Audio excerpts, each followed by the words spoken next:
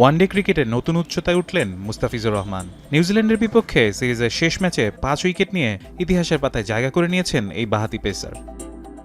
এই পারফরম্যান্সের মাধ্যমে ওয়ানডেতে 5 উইকেট শিকারের সংখ্যা দাঁড়িয়েছে তার 6 বার। ফলে বাঁহাতি পেসারদের মধ্যে এই তালিকায় এখন কিংবদন্তি ওয়াসিম আকরাম ও গ্রেট ট্রেন্ট বোল্টের সঙ্গে যৌথভাবে অবস্থান মুস্তাফিজের।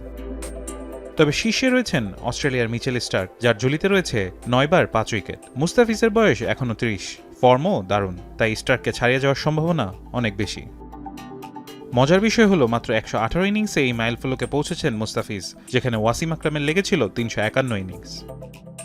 দীর্ঘ প্রায় 7 বছর পর আবার 5 উইকেট পাওয়ায় এই পারফরম্যান্স আরও বিশেষ কিছু। অধিনায়ক মেহেদী হাসান মিরাজও প্রশংসায় ভাসিয়েছেন তাকে। মুস্তাফিজ তো গ্রেট বলার আমাদের বাংলাদেশের জন্য, এবং ওর অ্যাচিভমেন্ট আমার কাছে মনে হয় কেউ ভুলতে পারবে না, কারণ বাংলাদেশের জন্য অনেক ম্যাচ জিতিয়েছে।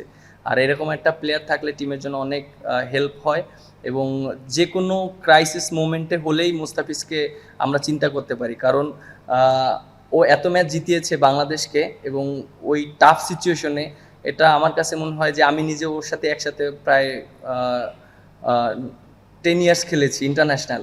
সো আমি ওর কাছ থেকে দেখেছি, সো ওকে দেখলে অবশ্যই আমার অনেক কনফিডেন্ট মনে হয় বোলিংয়ে, বিশেষ করে ক্রাইসিস মোমেন্টে অসাধারণ পারফরমেন্স করেছে। এবং ও যেভাবে বোলিং করেছে আমরা সবসময় আশা করি মুস্তাফিজ যে এরকমই বোলিং করবে।